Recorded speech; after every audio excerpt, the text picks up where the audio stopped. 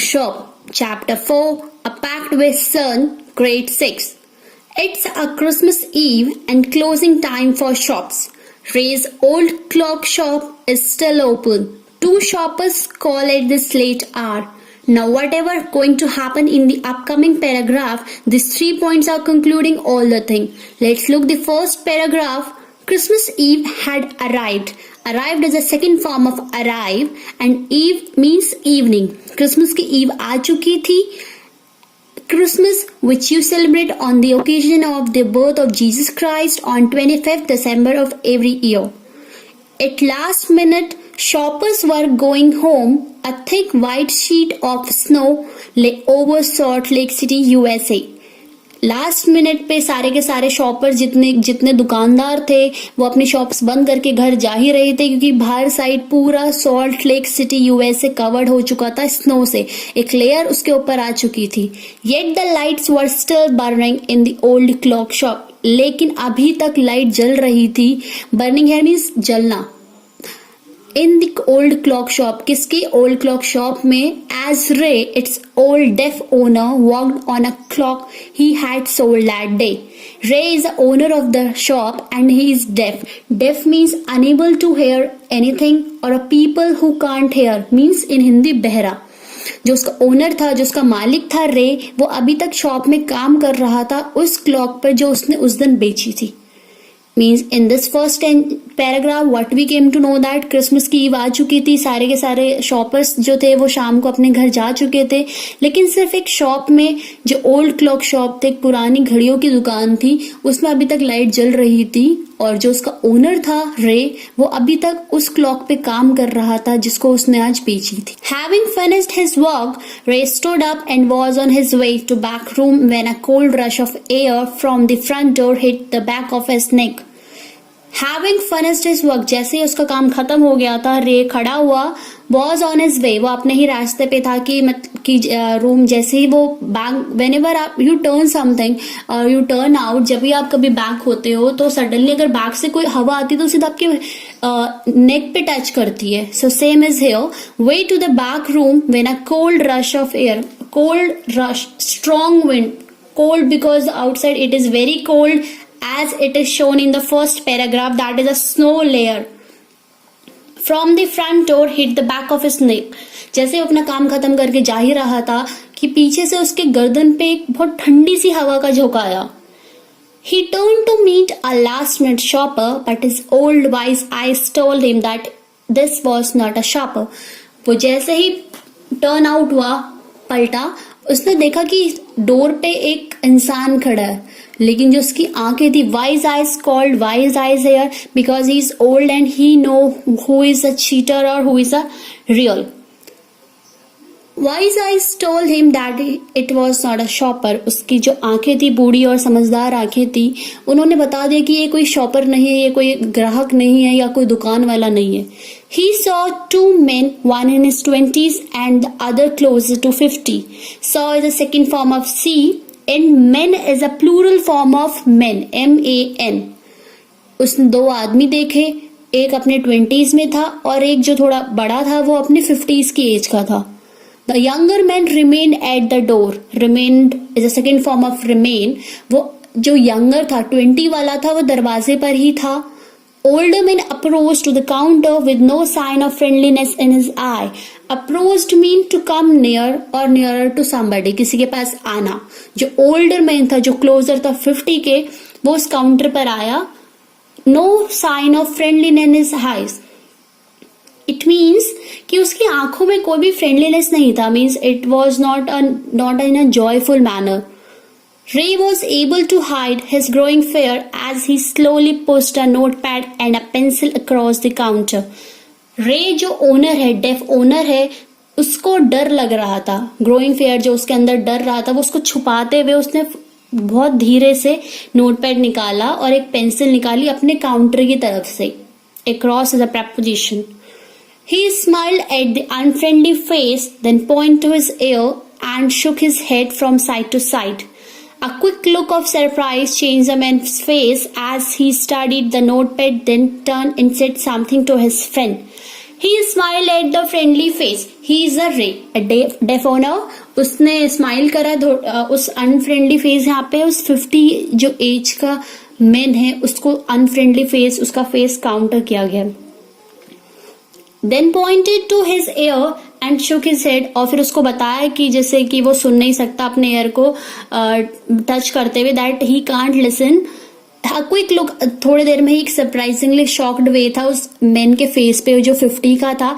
उसने उस नोटपैड को पढ़ा जो रे ने उसे दिखाया और फिर अपने दोस्त को उसने कुछ कहा जो 20 का था, जो डोर पे खड़ा था.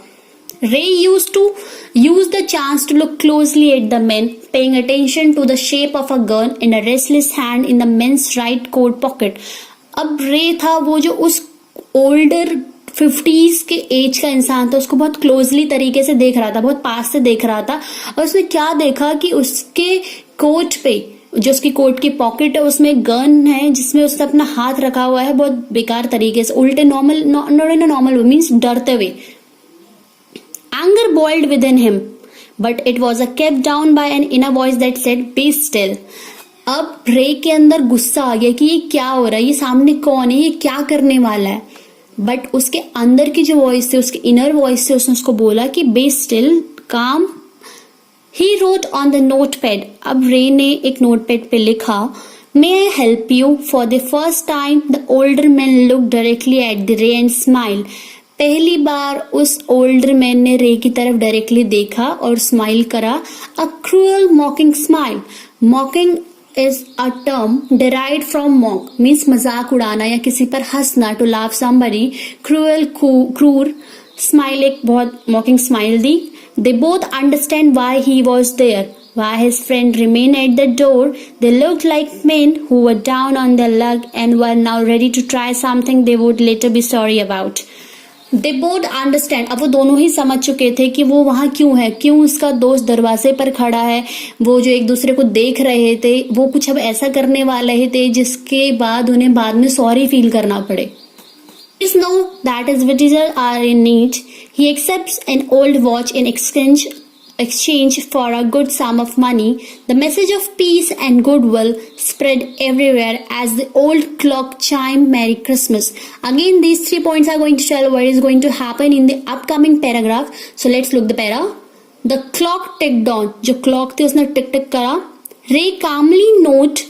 Calm is a word and ly it means it as used as a adverb. Wrote another message. उसने बहुत शांत तरीके से दूसरा मैसेज लिखा उस नोटपैड पे. Have you come to pick up a clock or a watch? क्या तुम यहाँ एक क्लॉक लेने आए हो या वॉच लेने के लिए? That is a very big difference. What is the difference between a clock and a watch? Clock which is portable, a time piece जिसको आप ले जा सकते हो, टाइम इजिली पोर्टेबल हो सकता है. लेकिन जो आपकी वॉच होती है वो इजिली पोर्टेबल होती है, क्लॉक आपकी नॉन पोर्टेबल होती है. So there is a slight difference between what is a clock and watch. Clock is a non portable time piece and watch is a portable timepiece.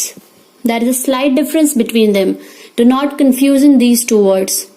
Then he pointed to the lone board filled with hanging clocks and the pocket watch. फिर उसने उसको उन घड़ियां दिखाई जो उसके दीवार पे लटकी हुई थी, जो लोग देने आए हुए थे ठीक कराने के लिए. He was not a pawnbroker.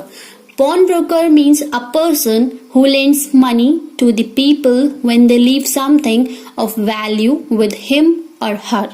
Means साहूकार जो पैसे के बदले में सामान देता है, गिरवी रखना. But at the same time couldn't say no to the needy people who placed their old watch or clock before him for anything they could get.